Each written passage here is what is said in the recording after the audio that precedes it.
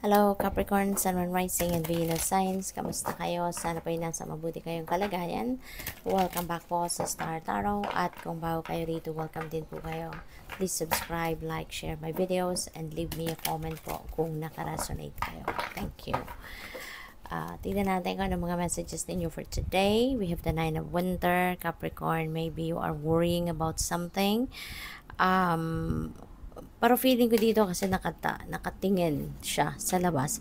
So, maybe yung sitwasyon na to na ipinag-worry niya or ikinakatakot niya, maybe hindi pa ito nangyayari. No?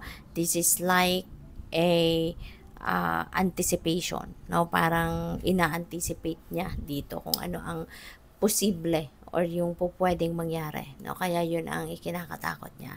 So, kung ganun man ang inyong sitwasyon, Capricorn, you know, in a way, parang nagsiself-prophesy kayo, diba? Kaya as much as possible, anuhin ninyo yan, think positive.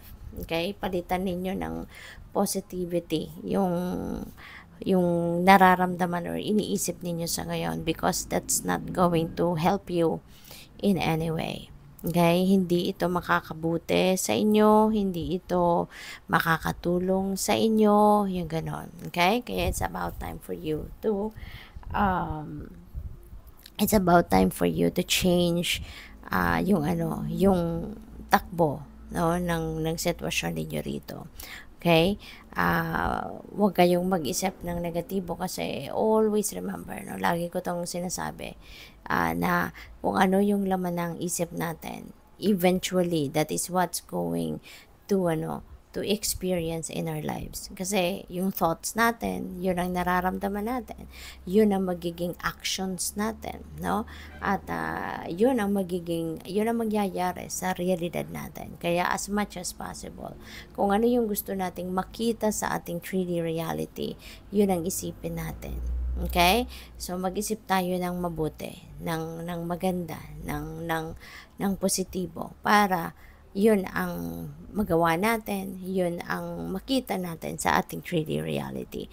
Kaya yung mga takot na yan, tanggalin na natin yan kasi unang-una wala tayong dapat nakatakutan, wala tayong dapat na ikatakot. Ialay natin yung mga takot na yan na nararamdaman natin sa Panginoon. Okay? Lift it all up to God. Lahat ng concerns ninyo, lahat ng worries ninyo, lahat ng stress ninyo, ialay nyo na yan sa Panginoon. Diba? Allow God to help you na gumaan ang inyong pakiramdam. Allow God to help you na pagaanin niya yung inyong nararamdaman. Okay? Kasi kapag lagi kayong takot, wala din kayong magagawa. No, wala kayong magagawa kasi once na mag-isip kayo ng gusto mong mag-take action, dadalawang isip ka kasi pipigilan ka ng iyong takot, 'di ba? So mas lalo kang mai-stuck, 'di ba? Sa pagiging kung ano man ang current ninyong sitwasyon instead of you going forward in your life, 'di ba? May stuck ka kung nasaan ka. Kaya as much as possible, tanggalin yung mga takot na 'yan, okay? So, what else? At palitan ninyo ng positivity, ng optimism. We have justice, you're getting what you deserve. Okay? Kung ano man yung deserve ninyo sa buhay. Kung ano man yung kung ano man ang para sa'yo, no? That God will give that to you in God's perfect timing. Lahat naman, 'di ba? Ano nangyayari sa buhay natin is according to the divine order and timing. Kaya ganun, no? Kung ano ang para sa'yo, rest assured na 'yun ang ibibigay sa'yo. At sa ngayon, maaari na meron kayong mga ipinaglalaban, sa korte man yan or sa kung saan mang institusyon yan, kung ano man ang inyong pinaglalaban, rest assured, no, that you are going to get it.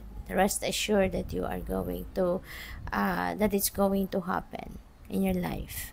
Okay? So, yun. At saka, pwede rin, no, nang iba sa inyo rito, it's going to succeed, no, sa kung ano man ang inyong pinaglalaban. You're going to succeed sa kung ano man yung ipinupush ninyo, no, na gusto ninyong makuha, gusto ninyong gusto ninyong mapasa inyo or kung ano man ang sa tingin ninyo karapatan ninyo yon, 'di ba? Kaya yun lang ang binabawi ninyo or yun lang din ang pinaglalaban ninyo. Rest assured that you are going to get it. You are going to win it. Okay? So, what else? We have 9 of summer. Wow, wishes are coming true. Capricorn, so napakaganda nito. Napakasaya, napakaganda kasi yung mga pangarap mo, yung mga gusto mong mangyari sa buhay mo, yan ay maaaring ibigay na sa'yo ng Divine Universe. Your dreams are going to be coming true, your dreams are going to be fulfilled. So, this is the time, no, na talaga magiging maganda, masarap, maayos, positibo ang mga mangyayari. You know? Kaya, napakaganda ng energy na to. So, sana, no, para ma-attract ninyo to, para magyari ito sa buhay ninyo, tanggalin mo ito, baguhin mo, no, yung energy na to. Let it go, release it, no, at i-prioritize mo kung ano ang maganda, mabuti, at maayos para maging magaan ang buhay ninyo, para maging magaan ang inyong sitwasyon. Alright? So, tingnan natin kung ano pa ang mga mensahe para sa'yo. So, there is also synchronicity. Meron tayong dalawang 9. Okay? So, 9 of winter and the 9 of summer. So, yun. Dalawang 9 siya. That becomes number 99. So, that's a synchronicity. So, I'd suggest, pakitignan po ninyo ang ibig sabihin ng number 99 for more guidance. Okay? So, we have manatee, dugong, accept the situation as it is rather than fighting to change it. Okay? Matuto tayong tanggapin kung ano ang nandiyan dyan. Matuto tayong i-embrace kung ano man ang nangyayari sa buhay natin. Okay? Kasi lahat yan may dahilan. No? Lahat yan may purpose kung bakit nangyayari sa buhay natin ang mga bagay-bagay. Kaya instead na kontrahin natin, instead na ipagsiksikan natin kung anong gusto natin or baguhin natin ang kung ano mang mga nangyayari, 'di ba? Na alam mo namang feeling ko dito kasi yung parang nag-effort ka ng nag-effort na baguhin ang sitwasyon, even if you know already that it is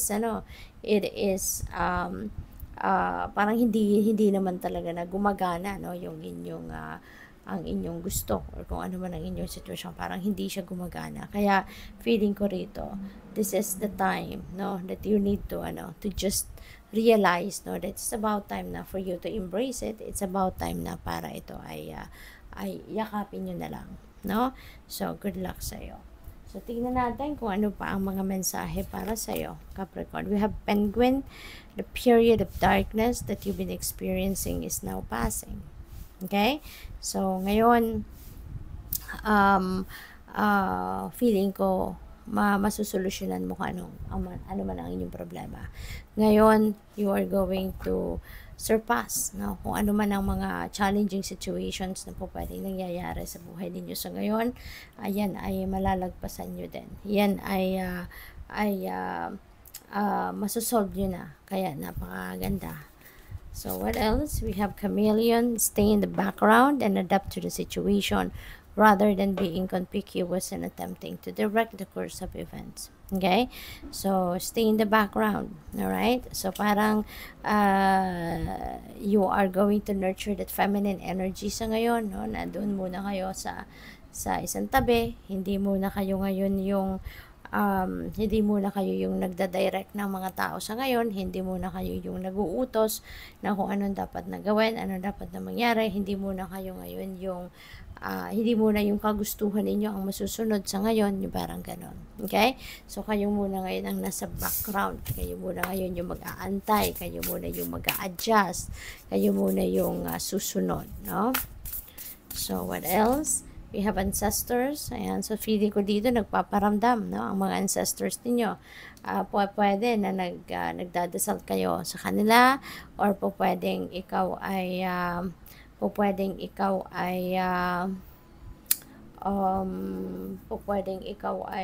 pinaparamdaman nila, 'di ba, na nandiyan sila, yung ganon, no? So, what else? We have flow. Ayan. So, just go with the flow with life. Okay? Just go with the flow with life.